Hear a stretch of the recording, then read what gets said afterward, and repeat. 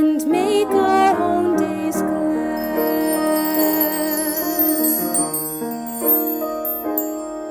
For needs which others serve, for services we give, for work and its rewards, for hours of rest and love, we come with praise and thanks. For all that is our life,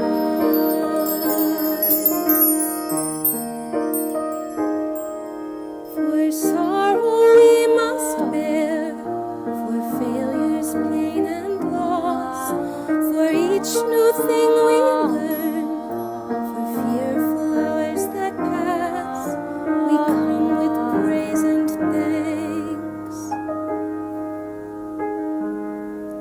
For all that is our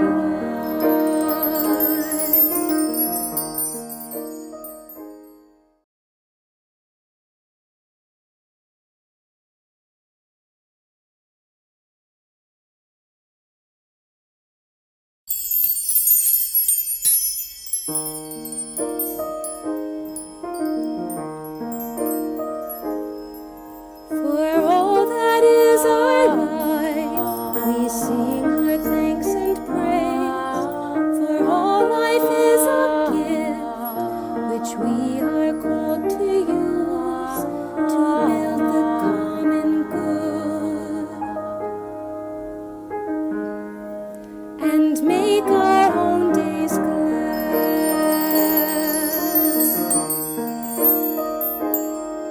For needs which others serve, for services we give, for work and its rewards, for hours of rest and love, we come with praise and thanks. For all that is our life,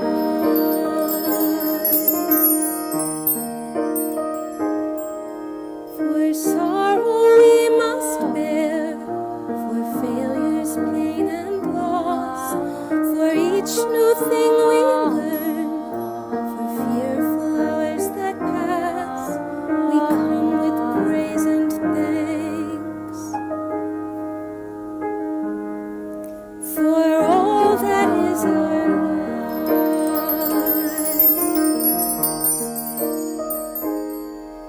for all that is our life, we give our thanks and praise. For all life is a gift, which we are called to use to build the common good and make our own days glad.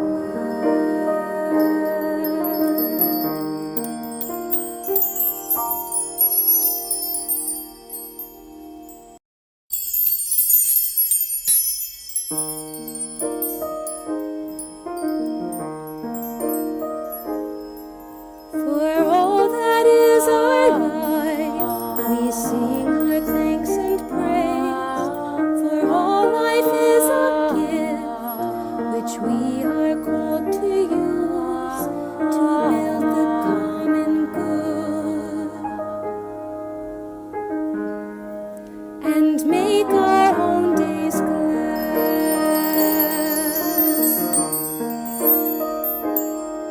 For needs which others serve, for services we give, for work and its rewards, for hours of rest and love, we come with praise and thanks. For all that is our life,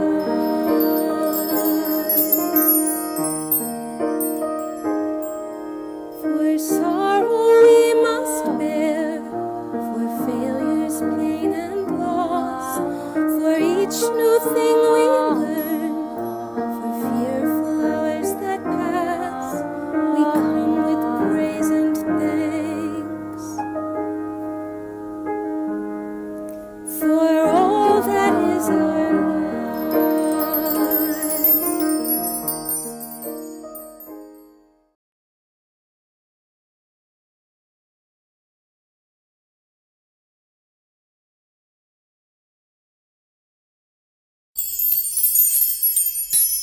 For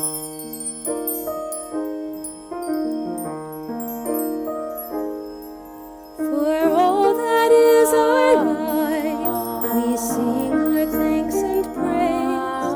For all life is a gift, which we are called to use to build the common good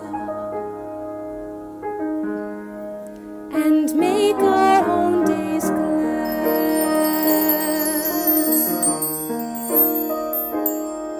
For needs which others serve, for services we give, for work and its rewards, for hours of rest and love, we come with praise and thanks.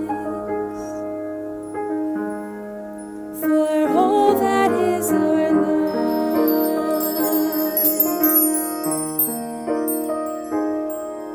for sorrow we must bear, for failures, pain and loss, for each new thing we learn, for fearful hours that pass, we come with praise and thanks. For all that is our life,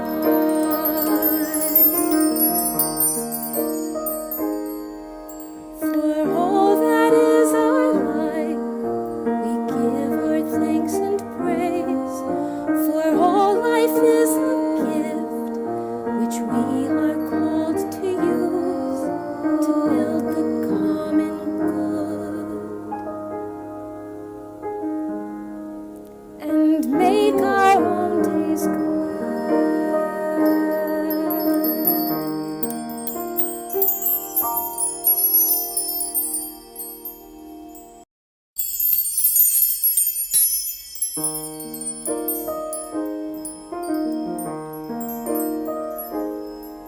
For all that is our life, we sing our thanks and praise.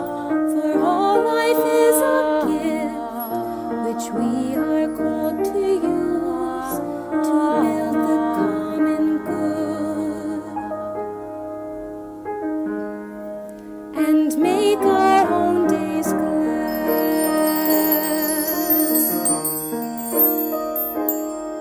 For needs which others serve, for services we give, for work and its rewards, for hours of rest and love, we come with praise and thanks. For all that is our life,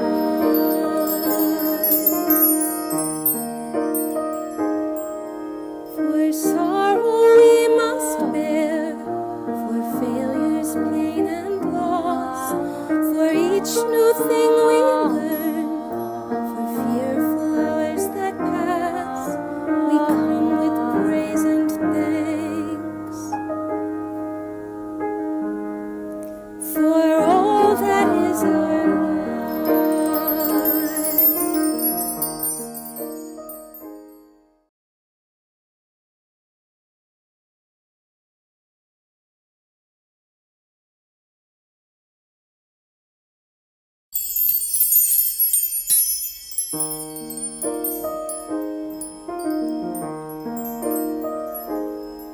For all that is our life, we sing our thanks and praise. For all life is a gift, which we are called to use to build the common good and make our own days glad.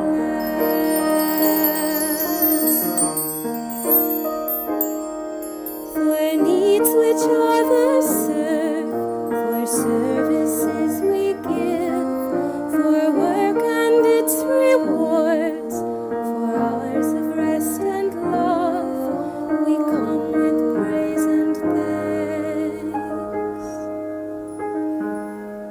For all that is our life,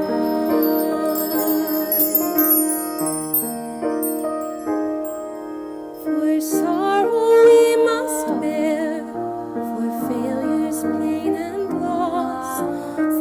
each new thing we learn, for fearful hours that pass, we come with praise and thanks.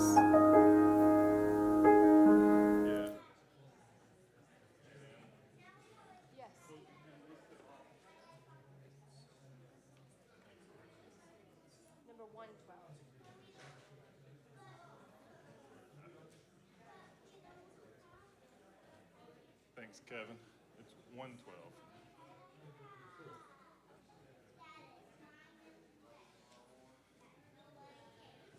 All right, good morning. Please find your seats and prepare for the service this morning. To those of you who are in the sanctuary here, please be advised that this service is being streamed on YouTube. And to those who are watching the stream service, we're glad to have you watching and connecting together with us as a community, both virtual and in person.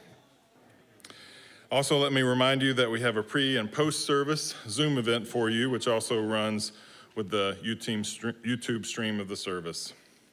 I invite you to use your order of service as well as our Thursday e-blast if you receive it, and read the announcements and keep all of those weekly events in front of you so that you know the many, many things that are happening at the UUCC.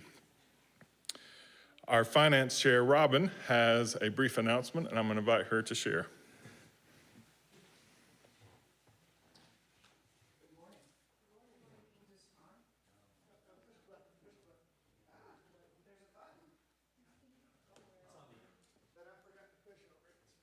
Maybe that works so much better.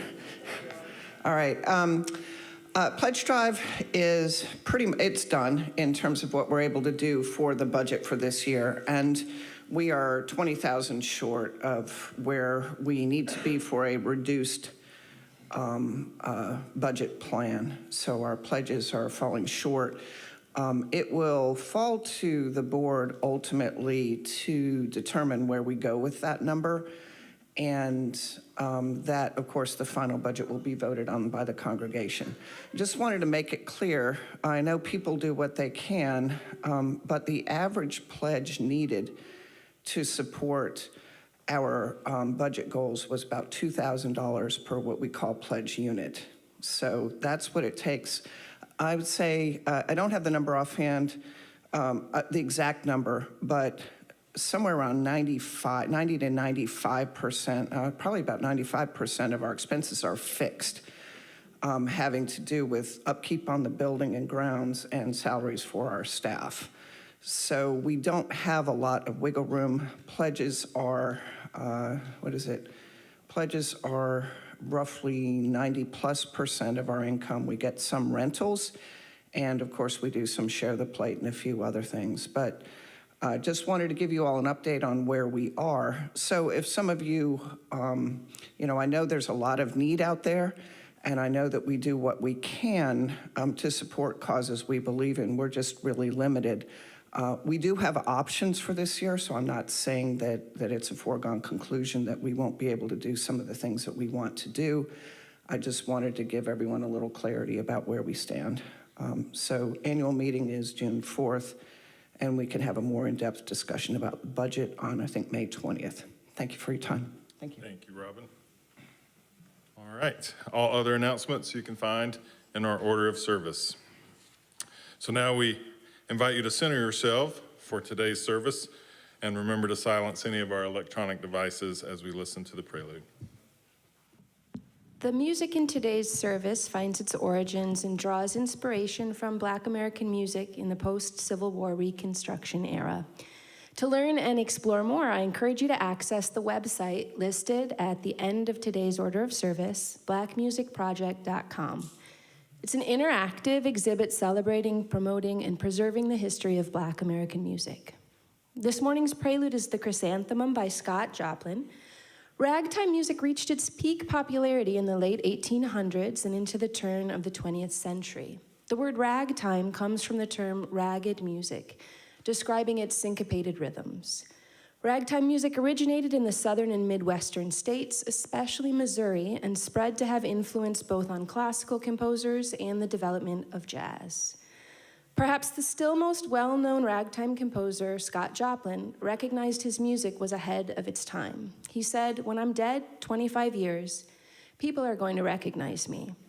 He composed over 40 pieces for piano, 2 operas, and a ragtime ballet.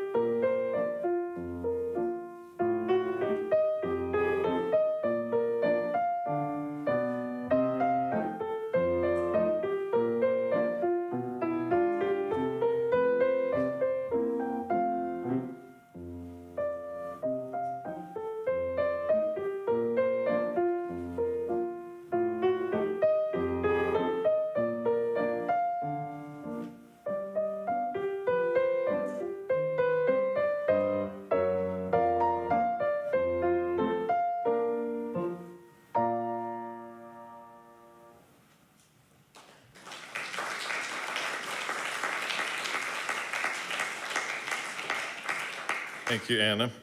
I invite you to please stand if you are able and join me in our congregational affirmation that is found printed in your order of service. Love is the doctrine of this congregation. The quest for truth is its sacrament, and service is its prayer. To dwell together in peace, to seek knowledge and freedom, to serve others in community, thus do we covenant with one another. Please be seated. I would like to welcome you to the Unitarian Universalist Congregation of Columbia. I am Stephen, the minister here at the UUCC, and I'm serving in a role of service leader today because we have a guest speaker that I will introduce a little bit later.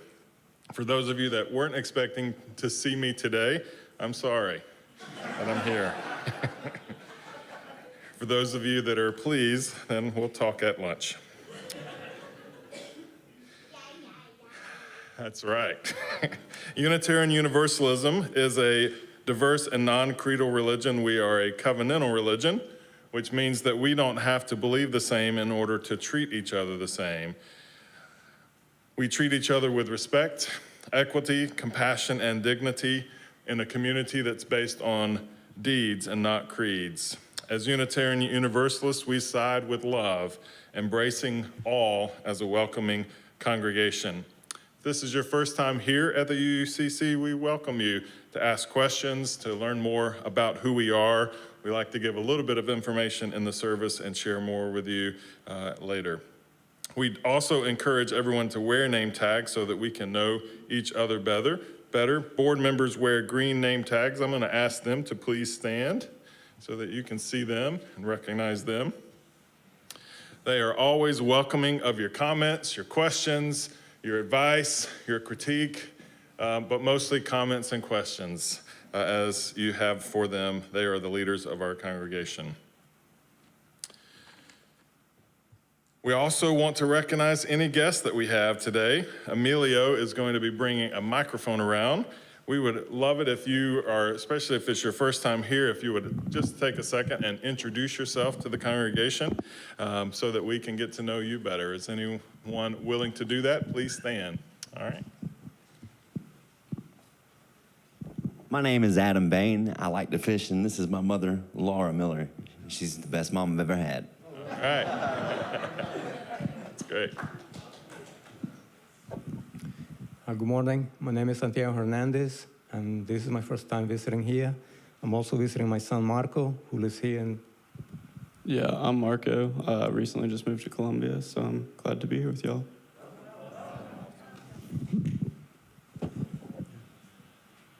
Hi, I'm John. Happy to be here as well. I know Emilio and Nancy and a few other people here too.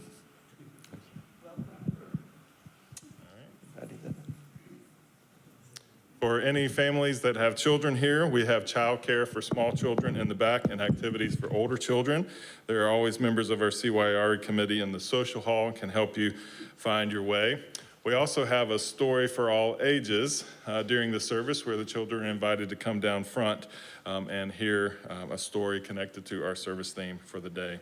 We also invite everyone to stay after the service and join us for a potluck lunch today.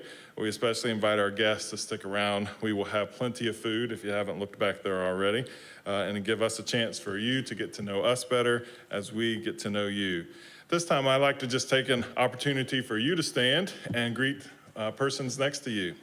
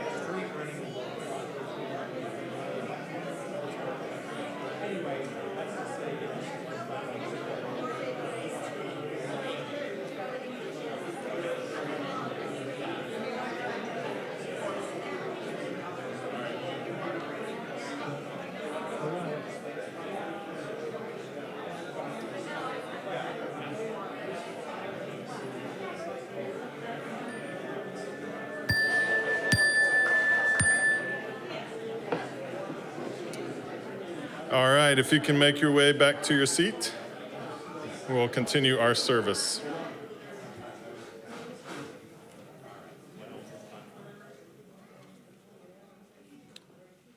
For anyone who is new, the chalice is the symbol of Unitarian Universalism and represents our faith in so many different ways. And it's also the way that we begin a service during our worship time. Today, our chalice lighter, you want to make your way up, is Noel Johnson. Noel began his journey here at the UUCC back when he was in the pre-K program and has attended all the way through elementary, middle, and high school. The UU has always been a place that has helped him be comfortable expressing himself freely and learning who he is and what he values.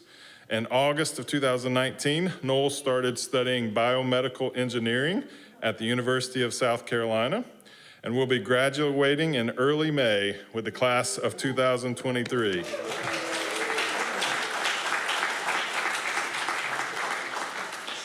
During his time at the university studying biomedical engineering, he learned about how biology, chemistry, physics, and math all work together to form a bigger picture of the world around us. In addition to his studies, he discovered much more about himself, his values, his friends, his aspirations, and where his path might or might not take him. However, through his journey, he reflected upon what he learned here at the UU during his times of hardship or confusion. In his senior year of college, he enrolled in the Accelerated Master's Program, which allowed him to obtain credits for a master's degree while he completed his bachelor's degree. So after being accepted into the Master's of Engineering in Biomedical Engineering, he only has 6 classes left, and he can graduate with a master's in biomedical engineering.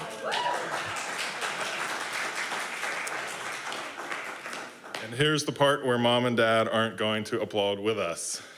Once he graduates with a master's, he plans to find a job in biotech industry around Boston. And we will provide grief counseling for Bethany back there. So Boston, in addition to being a place where many biotech companies are located, he's developed a connection with the area after visiting there multiple times with the heritage trips he took in high school with the UUCC. Once there, he plans to continue to connect with other UU communities, learn about himself, the world around him, and promote a better world for all. So thank you, Noel, for being our chalice slider today, and we celebrate with you. Spirit of light and life, come unto us. Try that again.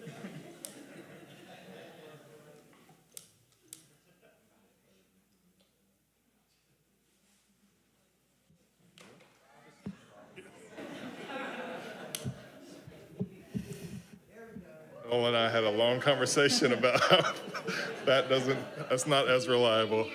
All right. So.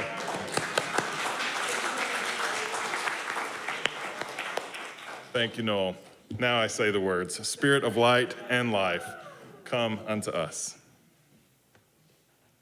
We move next to our opening song. The Fisk Jubilee Singers were a vocal ensemble founded in Nashville, Tennessee in 1871.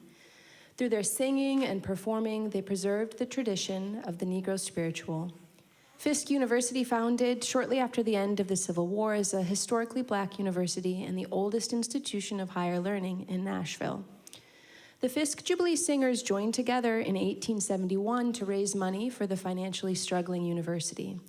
And in the first 7 years they were together, they raised over $150,000, enough to pay off the school's debts and purchase the current site of the university.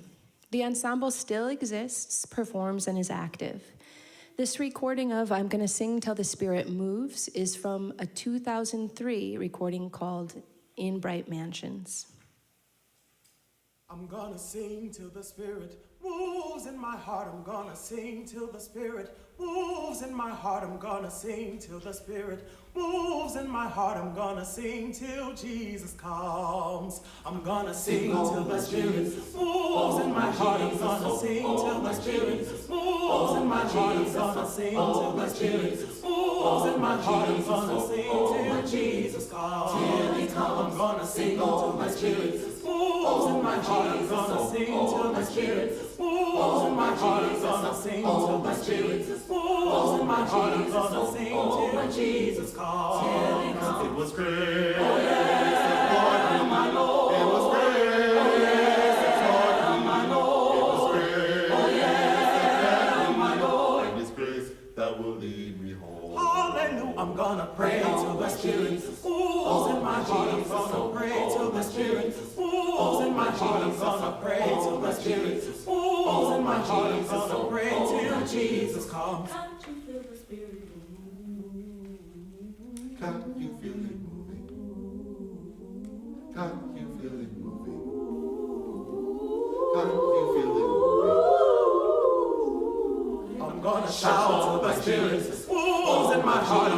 shout till the Spirit moves in my heart. I'm gonna shout till the Spirit moves in my heart. I'm gonna shout till Jesus calls. I'm gonna shout till the Spirit moves in my heart. I'm gonna shout till the Spirit moves in my heart. I'm gonna shout till the Spirit moves in my heart. I'm gonna shout till Jesus calls. I'm gonna sing till my Jesus till he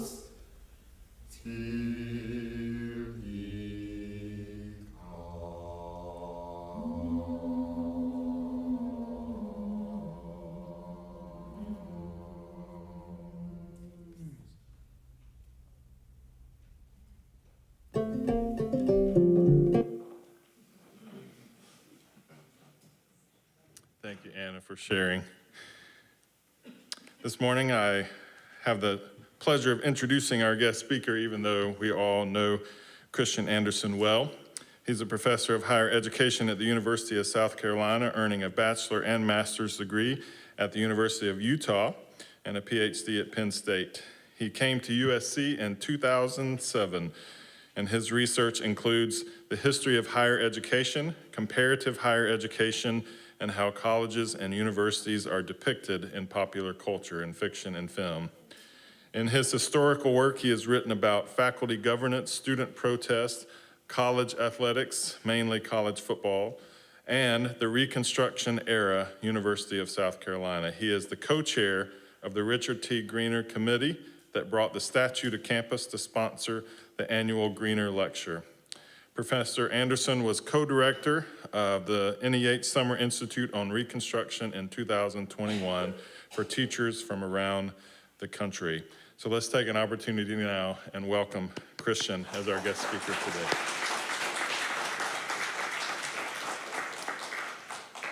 And for our opening words comes from Ed Madden's book, Apuka in Arkansas. What has been omitted from the history we learned? The stubble was plowed under, sometimes burned. This time I invite our children to come down to the front for the story for all ages.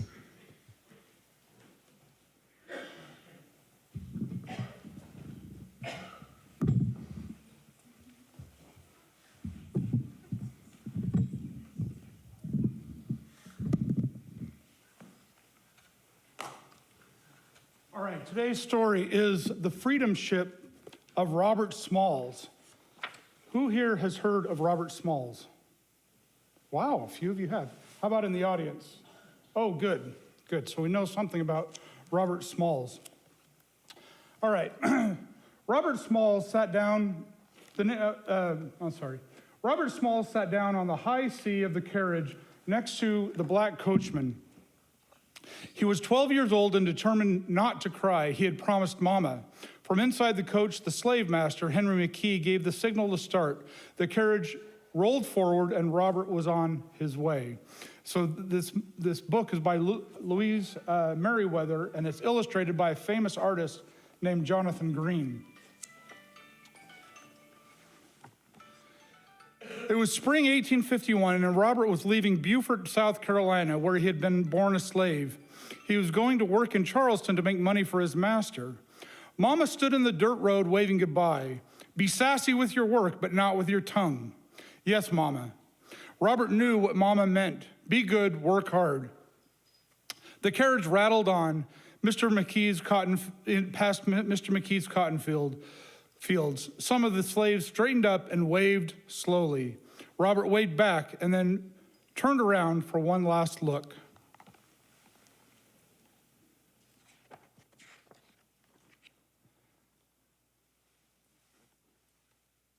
His mama was a little more than a little lonely speck now standing in the middle of the road. Robert closed his eyes. It was not for Mama that he was going to make money. It was for Mr. McKee. No, he would not cry, but why had he been born a slave?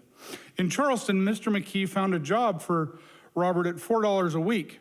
Robert cleaned street corner lamps in the morning and lit them with a longer taper at dusk. He lived with the other slaves in a shanty behind the big house. Mr. McKee, seeing Robert settled, returned to Beaufort. Life in Charleston was interesting for Robert. He had never before seen a big city, and he liked to mingle with the noisy crowds. But the part he liked best was talking to black men who had been able to buy their freedom. Moses the carpenter was not free, but he could read. He thrilled Robert with tales of Nat Turner, Denmark Vesey, and others who had rebelled against slavery.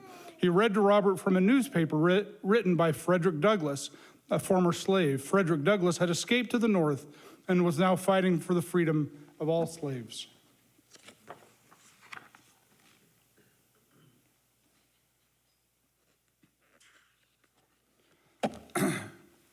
Often, Robert sat by the seawall in Charleston and thought about Frederick Douglass and other free black men. They could learn to read and write. They could keep money that they earned. 3 years passed. Robert worked many jobs for Mr. McKee, and he unloaded ships at the dock. He learned to make sails and attach them to the mast. When he was 17, he met a lovely young slave girl, Hannah Jones, in church. Hannah worked as a maid, and she paid her wages to her master as Robert did. They soon fell in love, and with the permission of their owners, they were married on December 24th, 1856. A year later, their daughter Elizabeth was born.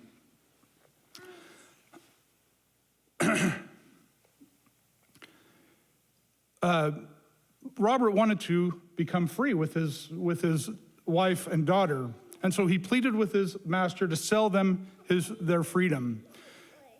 Mr. Kingman agreed for a price of $800. Robert was staggered by the amount, but he and Hannah accepted the challenge. They took on even more work. Sometimes they worked so hard they were too weary to sleep, but they saved penny by penny year after year. Then in 1861, the Civil War began. Robert was secretly on the side of the North because in the North, black people were free. However, he was made to work for the Confederate Navy as a wheelman on a gunboat called the Planter. The captain of the Planter and his tow mates were white. The rest of the crew were slave. Charleston was too well guarded for him to escape by land, but what about by sea? 3 forts had their guns trained on the harbor. Why couldn't he capture the Planter and sail right past those guns? The Northern Fleet was anchored 7 miles outside the harbor. Freedom was only 7 miles away. Robert discussed his plans with the slave crew of the Planter, and each man was eager to join him. They decided to take their wives and children with them. If anything went wrong, they would blow up the ship. On May 13th, 1862, Robert Smalls made his move. He sneaked the women and children onto a second ship anchored in the Cooper River. The ship's steward, a fellow slave, had agreed to hide them. They would be taken about the Planter after Robert took command. That night, the captain and his 2 mates went ashore, and Robert Smalls took over. He readied the ship for action.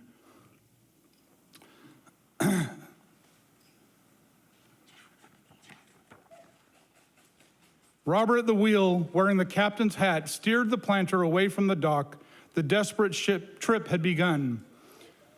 When they neared the second ship anchored in the Cooper River, Robert sent for a rowboat for the 5 women and 3 children.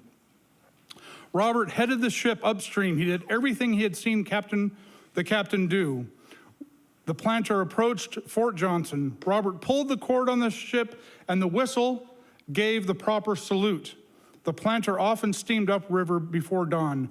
There was no reason for the sentry on shore to think this time was any different. The sentry yelled, "Pass the Planter." Fort Moultrie came next. Robert gave the whistle salute again, and they were passed safely. But the most dangerous part was yet to come. Fort Sumter was the biggest fort. It was almost dawn before Robert could see the fort's menacing cannons.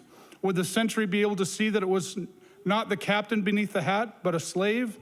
Robert leaned on the windowsill of the pilot house. He folded his arms across his chest as he had seen the captain do. He gave the signal, and the sentry waved him on. Robert at the wheel, wearing the captain's hat, steered the planter away from the dock. He prayed silently, "Let us all sail through safely." By the time the sentry realized something was wrong and fired his guns, the planter was out of range. The crew and their families crowded to the rail. They had gambled with death and won.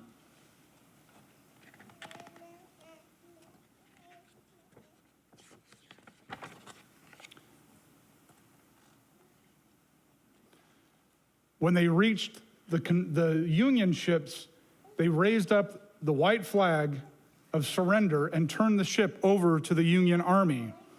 Valued at more than $60,000, the ship became part of the North's Navy, and Robert Smalls became its captain.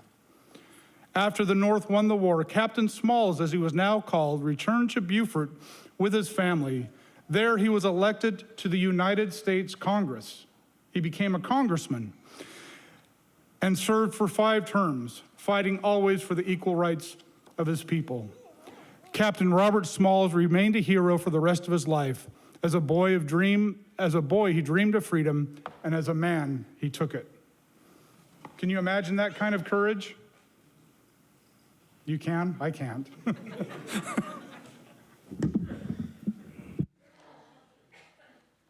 Thank you all for coming down. And thank you, Christian.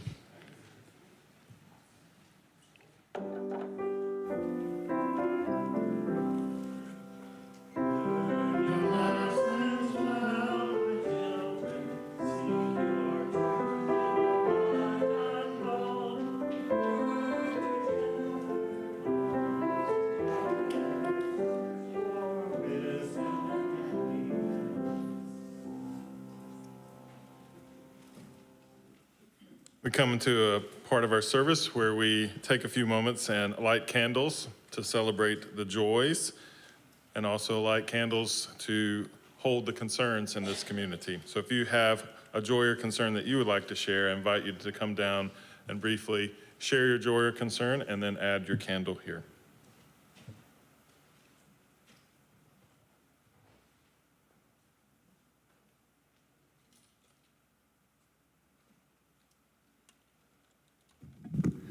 I'm Kevin McKinney, and this is a dual-purpose candle. First, I want to just share that I was up at the mountain this last week for Music Week and had a fabulous time. I'm almost recovered from the overstimulation of my entire nervous system for most of the time, not to mention the driving. On the other hand, it's a candle of concern for Connie's family as they continue the process of clearing and decluttering, and as they prepare to sell Connie's mom's old place. And of course, there's a lot of stress going on, so my thoughts are with them as well. And I'll probably be down there helping next Sunday, the way things are looking right now. Anyway, so gratitude and concern, and life goes on, right?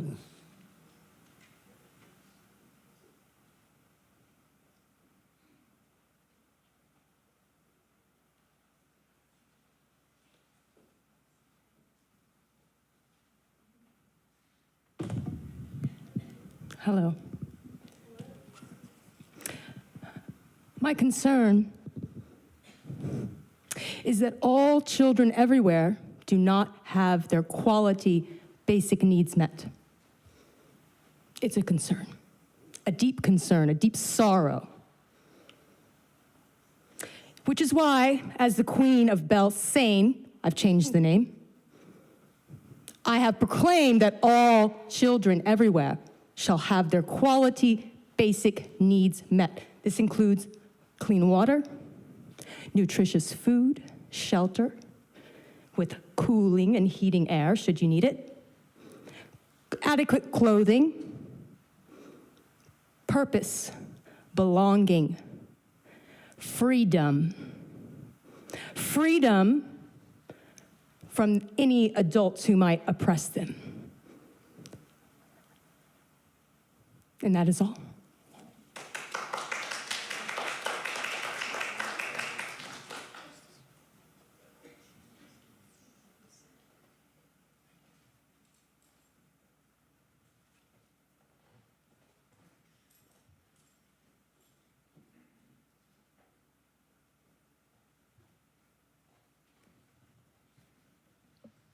Our candles of community also create moments for silent joys, silent concerns to be held in this space. So we do that at this time.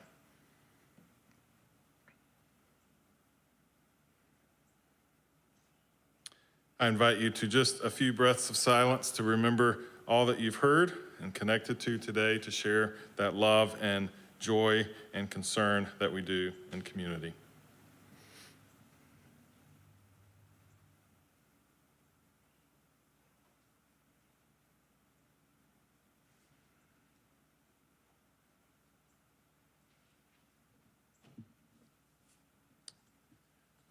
All right, thank you. As we prepare for our offering this morning, it is my pleasure to welcome our guest from Mercy up to the stage. And if you will, please come and join us. A reminder about Mercy that half of our cash collection goes to Mercy this month. And so Julie Ann is going to share a little bit about the work of Mercy, and then we'll receive our offering. Would you like to come and speak from up here? That would be great.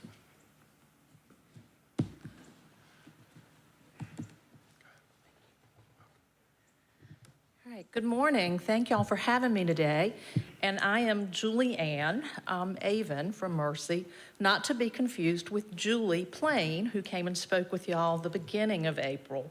I have been here several times a number of years back speaking about Mercy, but I have to tell you that Julie texted me as soon as she got out of your service and said she'd never been as welcomed anywhere. So just wanted to share that before I tell you more about Mercy. Mercy actually supports people that are struggling with mental health issues, with mental illness. We provide outreach, we provide behavioral health care, and housing. I think we all have become aware over the last couple of years of the shortage of available, affordable housing for people. And so for someone with a mental illness that may be living on a limited income, it's really hard to concentrate on recovery in their lives when they don't have a safe place to be. So we currently house about 325 people. That includes unaccompanied youth, so youth that no longer can be with their families, families with children, and single adults, all of whom now are provided with the behavioral health care and basic needs that they need to be safe in our community. And for people that don't understand even that basic quality of life that we're giving folks, one of the things that everyone understands is it gives them not just a better quality of life, but it also makes room for others to be served. Any given year, the fact that we're housing those 300 people and providing health care in the community, it actually frees up hospitals and emergency departments. What we have seen is between 5 and 7 million a year in savings in the hospital system. So that means if you or I need to go in for an emergency, that we don't have quite the wait, but on the other side, it means that people are receiving compassionate care in their homes, not having to go to a hospital or an emergency room when they're feeling the stressors of a mental health problem. So I thank you immensely for the support that the UUCC has provided to Mercy over the years. It is communities, the community, and people like you that allow us the privilege to serve folks. So thank you.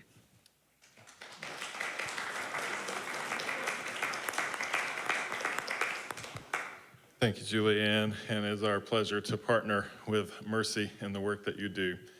You can contribute to Mercy through our Share the Plate program with our service today, and as we receive the offering, and you can also do that on our website as well. Invite our ushers to come and receive our morning offering. Our offertory music selection is Better Get Your Learning by Our Native Daughters. The banjo has become a symbol of Americana, bluegrass, and Appalachian music. But the roots of this familiar instrument are actually to be found in sub-Saharan West Africa. Enslaved Africans brought memories of their string instruments, the African lute or akanting, which then evolved into the banjar and the banjo, and created new instruments to play. This morning's offertory is a recording by Our Native Daughters, a group of 4 musicians reclaiming and preserving the history of the banjo's origins in their art and performance. Rhiannon Giddens, Amethyst Kia, Layla McCullough, and Allison Russell. Inspired by the educational situation during Reconstruction, Rhiannon Giddens wrote this song. She described, "The one thing that the newly freed slave wanted was education, and it was such a struggle. All the schools that got set up and burnt down, all the teachers, they gave them no place to live, where they were living in these terrible situations and they were dying. That's so forgotten. Let me write something that actually reflects what some people were really going through."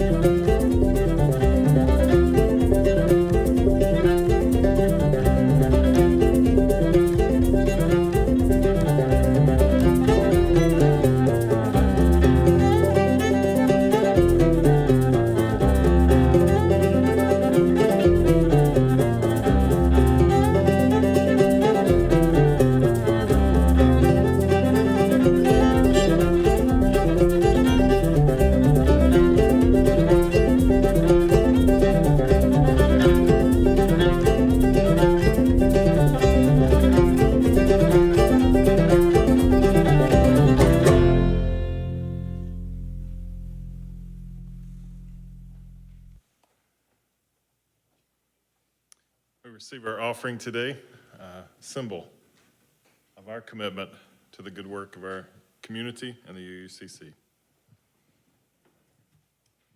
And now please join me in welcoming Dr. Christian Anderson to share with us.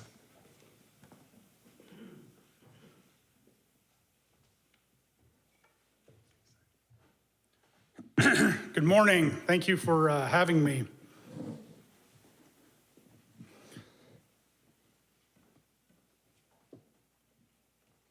Let me start with a quick story that many of you probably remember from just 4 years ago. 4 years ago this week, April of 2019, the Board of Trustees at the University of South Carolina held in their regular meeting, they were going to vote on a new president, someone who was deeply unpopular with the faculty, the students, the alumni, by all appearances seemed to not be quite qualified for the job. And so students, faculty, alumni, and others protested, came to the Alumni Center and voiced their displeasure quite loudly. And a lot of people were saying, impeach the trustees, get rid of the trustees, and not really understanding who the trustees were or how they had gotten into their position of power.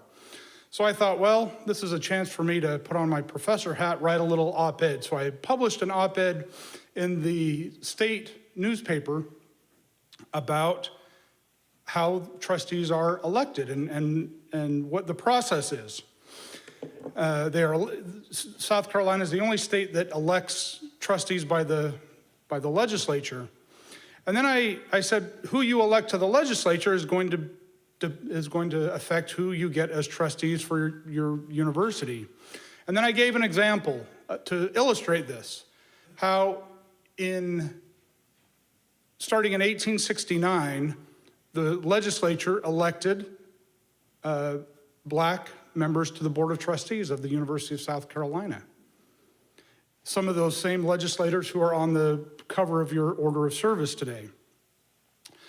And then they desegregated the university in 1873, October 7th, 1873, 150 years ago this fall.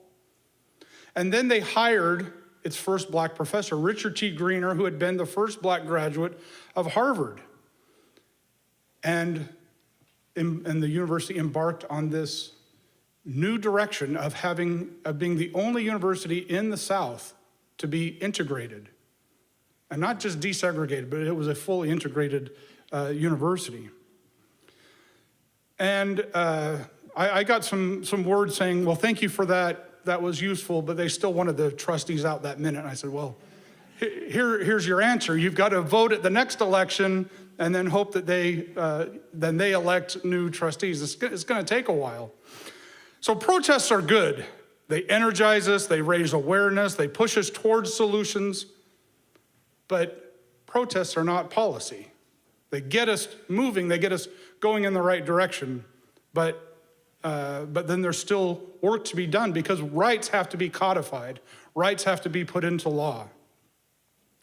And so we have to ask, are those who are voting on our behalf in the state legislature or in the Congress really representing who we are and what we want? So the title of my talk today is Reconstruction's Unfinished Work. So to understand what that unfinished work is, we have to understand a little bit about what Reconstruction was, what was attempted, what was accomplished, what wasn't. And then the what wasn't part is the unfinished part of my talk's title. And when you invite a professor, you flirt with getting some homework. And so that's where you're going to get your homework, is that unfinished part. So very briefly, what was Reconstruction? It was the period of time after the Civil War in which the United States attempted to rebuild the nation. Very significant aspect of Reconstruction were three amendments known as the Reconstruction Amendments. The 13th Amendment passed just at the end of the Civil War, abolishing slavery. The 14th Amendment guaranteeing equal protection under the law and citizenship. And the 15th Amendment granting full voting rights regardless of race. Based on sex and gender would come later, but we got this far. The southern states that were in rebellion and joined the Confederacy had to comply with the Reconstruction Amendments to rejoin the nation. Most were occupied / supervised by Union troops, including here in Columbia. And so here in South Carolina in 1868, we had a new constitution written that was radical, providing free education, equal protection, equal voting rights, regardless of race. And that is how we ended up with a majority black legislature, the first in all of the Americas, right here in Columbia. So what was attempted? To rebuild the nation economically and to build a nation that was free and equal. Richard T. Greener summarized what was attempted in his speech called the Public Day speech in 1874, which was the commencement speech for the university that year. He spoke of abolition of slavery and how it made possible the reconstruction of the nation. He argued that to abolish slavery was to make America live up to the promise of its founding documents, the Declaration of Independence and the Constitution, for all. And then he explained how we could apply this same logic to the University of South Carolina, comparing the founding documents of the country to the founding charter of the University of South Carolina, which, quote, was so that all sources of knowledge should be accessible to all comers without distinction of creed or country, riches or poverty. Now, even though that's in the founding charter of the University of South Carolina from 1801, of course, it was not available to all comers, only white men. In that act from 1801, the legislature wrote, whereas the proper education of youth contributes greatly to the prosperity of society and ought always to be an object of legislative attention, and whereas the establishment of a college in the central part of the state where all its youth may be educated will highly promote the instruction, the good order, and the harmony of the whole community. So Greener noted that at last, for the first time in the history of the college of the university, had the Board of Trustees brought the university back to the original design of the founders, in harmony with the theory that education should be available to all. He declared, and he wrote in the printed version of his speech in all capitals, that education was available to all its youth. So that was very briefly what was attempted during Reconstruction. So what's this unfinished work that I referred to? Well, this is where we get to the homework part. Assignment 1, learn about Reconstruction. Many of us received a very inadequate or very slanted version of what Reconstruction was in our schooling. And this is not accidental. For example, some of this information has been slanted, some repressed, some just erased. For example, from the earliest days of the University of South Carolina, there were 2 debating societies. And if you go and look at the ledgers of those debating societies, they have all of the debates and all of the minutes of their meetings and all kinds of things in them. And you can turn the pages from its earliest days in 1805, 1806, and read all of this. And then suddenly you come to a page and you notice a big tear in the middle of the ledger. And you see that it ends and then it re-begins in 1880. It ends in 1861 at the outbreak of the Civil War, and then it restarts in 1880. Well, what happened? On one of those pages, in one of the ledgers, you can see the tears, but to indicate why, what's going on, they have a big black mark and it says Negro regime. They literally tore out the minutes and the information about the debating society during Reconstruction. So we've got a lot to learn, because to understand American history, you need to understand Reconstruction. So I gave you a little handout with some possible places to look. It's out there in the foyer, some books, a documentary to watch, and 2 places to visit. One right here in Columbia, the Museum of Reconstruction at the Woodrow Wilson Home on Hampton Street. They give regular tours. It's the only museum dedicated to the history of Reconstruction in the United States. If I had coordinated better, I could have added Anna's wonderful music to my little handout. So, you know, when you get your handout, add listen to your homework and re-listen to some of this wonderful music that she found for us and learn, because music really was an important part of that time as well. So just to repeat the poem, the reason I had the poem read was when I read Ed's poem. This book is his new book of poetry that just came out. Some of you know Ed Madden, the former poet laureate of Columbia. When I read this poem, I immediately thought of that ledger of the Reconstruction records ripped out. So let me just read it again. What has been omitted from the history we learned? The stubble was plowed under, sometimes burned.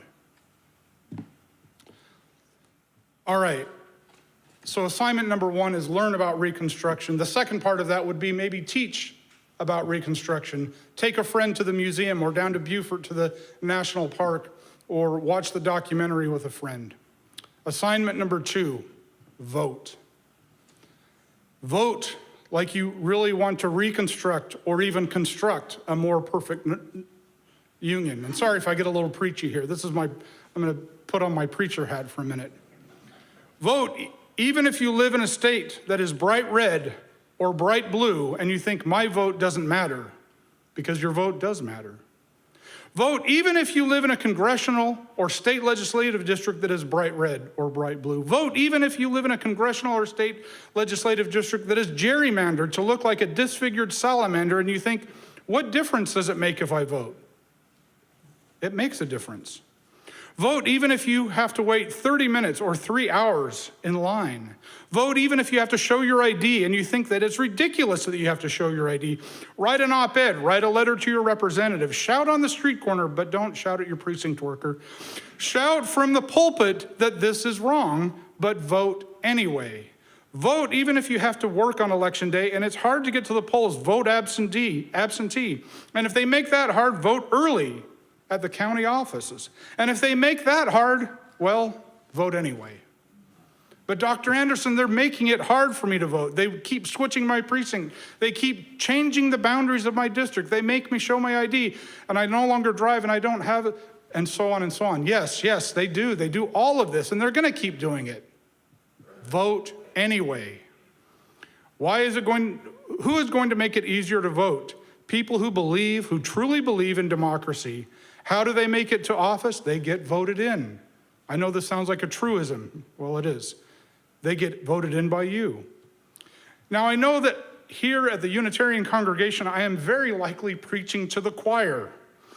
My guess is that everyone in this room has a stack of I voted stickers and has voted at nearly every election.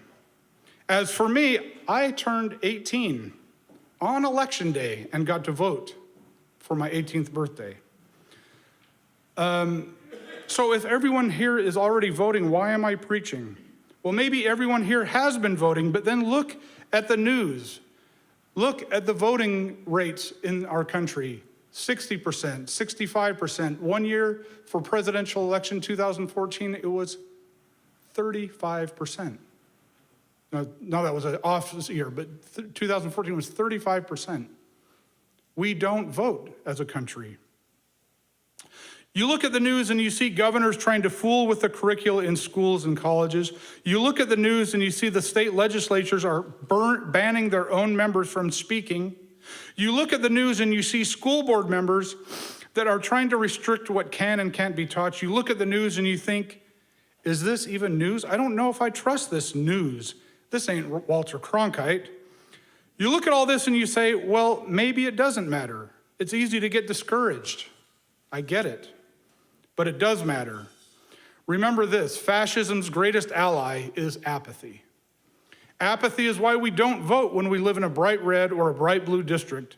Apathy is why we don't vote when we live in a gerrymandered district. Apathy is why we don't vote when we have to wait 30 minutes or 3 hours just to get to the ballot box. Apathy is why we don't vote when it is so hard to vote. If we want to finish the work of Reconstruction, we have to vote. The successes of Reconstruction were built on the vote, on men, sorry again, no women yet, voting for a more perfect union, on representatives and senators voting for the Reconstruction Amendment to end slavery, to grant citizenship rights and equal protection, to extend voting rights regardless of race, on states voting to ratify those amendments, on citizens in the various states voting for delegates to create a new constitution, on those delegates voting for a new constitution. Let me just tell you a couple of stories of voting from Reconstruction to put this into perspective. Octavius Cato was born a free black man in Charleston, South Carolina in 1839 and moved to Philadelphia as a boy. He then attended various schools, including one by Quakers, and became very well educated. He was a founding member of the Banneker Institute, an African-American intellectual and literary society in Philadelphia. He was an outspoken advocate for equality. Cato became a teacher and a principal at the Institute for Colored Youth in Philadelphia, where he had studied as a boy. By the way, that institute later changed its name to Cheney and is considered the first HBCU in the nation. On election day in 1871, he went to vote, and he was helping others to vote. There was widespread intimidation in Philadelphia and violence against black voters by white mobsters who did not want to cede any power. Cato was shot 3 times and died on election day. The gunman was identified, but not convicted. If this sounds at all familiar, then you are paying attention to the news. The first person on the scene to find Cato dying in the street was Richard T. Greener, his fellow teacher at the Institute for Colored Youth. He was then installed as the temporary principal in Cato's place, and of course 2 years later left Philadelphia and then Washington, D.C., and came here to teach at the University of South Carolina. So what effect did witnessing this election day murder have on Greener? I'm sure losing his colleague, friend, and mentor was terrible in ways that we simply can't imagine, but it also fueled Greener's interest in promoting racial justice, which continued and grew once he arrived in his mentor's native South Carolina. He was a frequent speaker and campaigner around the state, often putting himself at great danger. For example, in the fall of 1876, for the presidential election, he was out putting his oratorial skills to great use. He toured the whole state: Lexington, Newberry, Abbeville, Anderson, Walhalla, Greenville, Pickens, and Lawrence. He was regularly harassed by red shirts. The red shirts had replaced the Ku Klux Klan when the KKK had been suppressed in the early 1870s. Instead of white sheets, they showed up with bright red shirts to show and intimidate who they were and to intimidate. In Newberry, 2 of his students dragged him off the stage amid the jeers of men on horseback. In Abbeville, people were only able to hold their rally safely because it was moved to the colored fairground and protected by federal troops. To arrive at an event in at the Pickens County Courthouse, he had to ride through columns of about 1,200 red shirts lined up on both sides of the road. He was interrupted almost as soon as he started speaking, and a man drew his revolver at Greener, but was pulled to safety by a state senator off the stage. If you go to the Museum of Reconstruction, you'll see 2 things up on the 2nd floor. One is one of these actual red shirts, and so you can see what this means. And another thing is the fraudulent ballots that were used to fix the election of 1876. And it was the fixing of the election of 1876 that ended Reconstruction. Because once Wade Hampton was installed as governor of South Carolina and the Hayes-Tilden compromise was resolved, that ended Reconstruction. Wade Hampton was inaugurated as governor, and the federal troops left the state, and the university closed, and Greener and all of his colleagues and students were kicked out, and then it reopened in 1880 for whites only. So I think we need to rethink the way we think about the Civil War. It is normally referred to as the North and the South, but I think it's better to think of it as those who are in favor of the Union, a more perfect Union, and those who sympathize with Confederate ideals. Because there were Confederates in the North and there were Unionists in the South. And as I just read, there was violence North and South. And we need to think of the Civil War as a battle in a larger war, a longer war. It technically ended on April 9th, 1865, right, at Appomattox. But what happened less than a week later? Abraham Lincoln was assassinated. The war, in the minds of many, continued. Now, if I had more time, of course, we could talk about this continuing battle with the early civil rights movement, the civil rights movement, and on and on. But what is the answer to all of this? Yes, protest. Yes, raise awareness. Yes, do all the things that we can to fight back, but vote. And so assignment number 2, I know that everyone here is probably registered, but if not, there's a voter registration form out there, and take one to a friend. All right, before I conclude with my final closing thoughts, I just want to say thank you once again for having me. And I didn't want to say this at the beginning because I didn't want to embarrass them, but I want to thank my mom and dad for being here. I was asked to do this weeks ago, and at the time, we didn't know they were coming this weekend, and we thought it was another weekend. So it just is a happy coincidence that they're here, and I'm very happy that they came, and so thank you. So tomorrow, May 1st, is, again, 2019. I think 2019 was a significant year for a lot of reasons. Also, it was the year before 2020, which I'm not sure we're allowed to talk about. But on May 1st, 2019, there was a huge rally held at the State House. Many of you, I'm sure, were there. Red for Ed, thousands and thousands and thousands. I couldn't believe my eyes how many thousands of people showed up in red shirts. This time it's a positive thing, not like, I don't know if they knew of the history.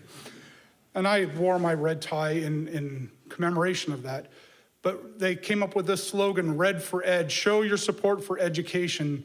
And it was energizing, and it was educational, and it was wonderful. And it also was insignificant in my own life because I had met Agnes, my wife, a month earlier, but we reconnected that day and then talked about all the wonderful, humorous, and poignant signs that we saw.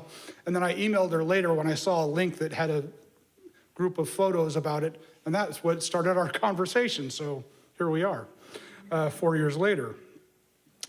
And also, she's the one who gave me my very final words when I talked to her about this theme of reconstruction, rebuilding the nation. She told me of a poem by her favorite poet, William Carlos Williams, and I'll just read the last stanza to conclude.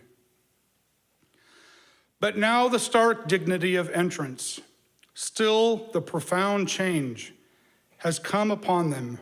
Rooted, they grip down and begin to awaken. Thank you.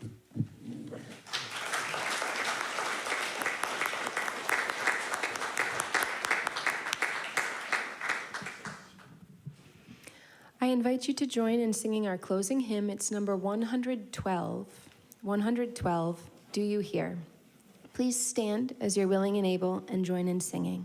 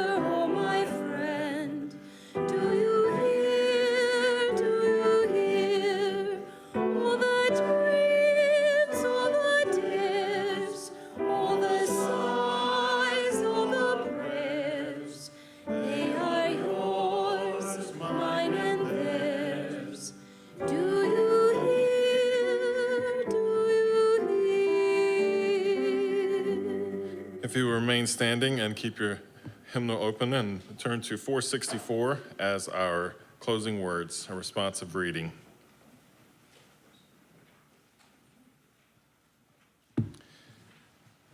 And then all that has divided us will merge.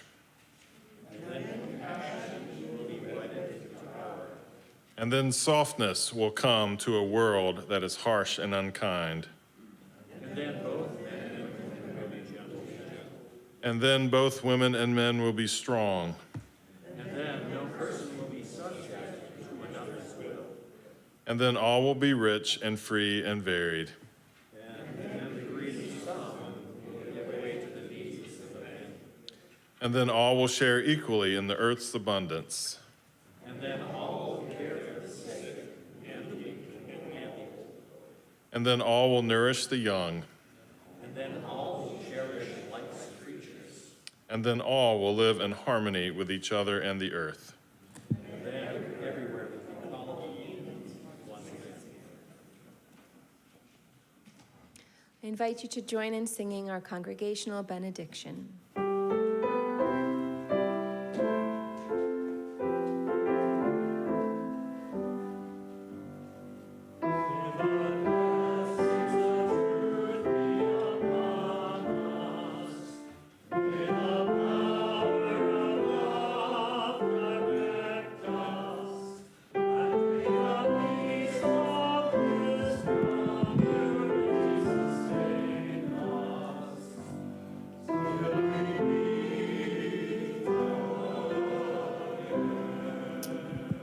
I'd like to thank you for being a part of this service today, and thank you so much, Christian, for your words and your homework.